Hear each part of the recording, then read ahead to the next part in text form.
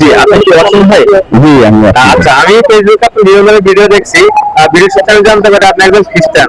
আমার প্রশ্ন হচ্ছে, আপনি খ্রিস্টান হয়ে কেন দাঁড়িয়ে পাল্লা হয়ে কাজ করেন বা জামাতের কাজ করেন? যাদেরকে বিভিন্ন যুদ্ধাপরাধী বলে বা দেশদ্রোহী বলে, দেশে নানা রকমের সৃষ্টিকারী করে।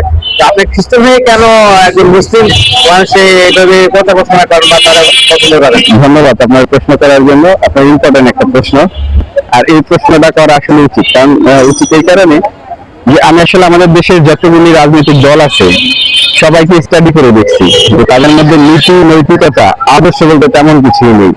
কারণ প্রত্যেকটা দলেই দুর্নীতির সাথে জড়িত, প্রত্যেকটা দলেই চাঁদাবাজির সাথে জড়িত, প্রত্যেকটা দলেই বিভিন্ন খারাপ কাজের সাথে জড়িত।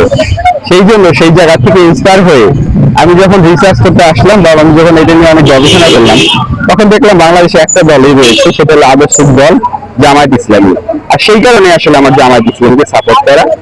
আপনারা যদি চান আপনারাও দেখতে পারেন, সবাই ইয়ে করে দেখতে পারেন যে আসলে 5ই আগস্টের পরে কারা খুন খারাপির সাথে জড়িত, কারা ধর্ষণের সাথে জড়িত, কারা চাঁদাবাজির সাথে জড়িত, তাহলে আপনি পেয়ে যাবেন। আমাদের দেশটা আসলে সুশাসন দরকার, আর সুশাসনের জন্য একটা ন্যায় ও ইনসাফ ভিত্তিক দল দরকার, যারা দেশটাকে সুন্দরভাবে পরিচালনা করতে পারবে। আর সেই কারণে আমি জামাত ইসলামীকে সাপোর্ট করা বা জামাত ইসলামী কর্মী হিসেবে কাজ করা।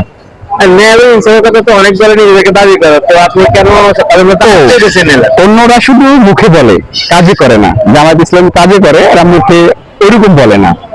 তো আমাদের আসলে প্রত্যেকটা ব্যাপারে উল্লেখ করা উচিত। আমাদের দেশে আসলে কথায় বড় হওয়ার লোক অনেক আছে, কাজে বড় হওয়ার লোক খুব কম। আর জামাত ইসলামী কাজে বিশ্বাসী, সেই জন্য তাদেরকে ভালোবাসা, তাদের সাথে ওতপ্রোতভাবে জড়িত হয়ে কাজ করা এবং খালিদুজ্জামান ভাইকে নির্বাচিত করে নিয়ে আসার জন্য কাজ করা। জামাতে কি এমন গুণ আপনার ভালো লাগতো যার কারণে আপনি জামাতে? কি এমন গুণ নেই আপনার আমাকে বলেন, যা জামাতে এই গুণ নেই যে সেই জন্য আপনি জামাতকে ভালোবাসবেন না?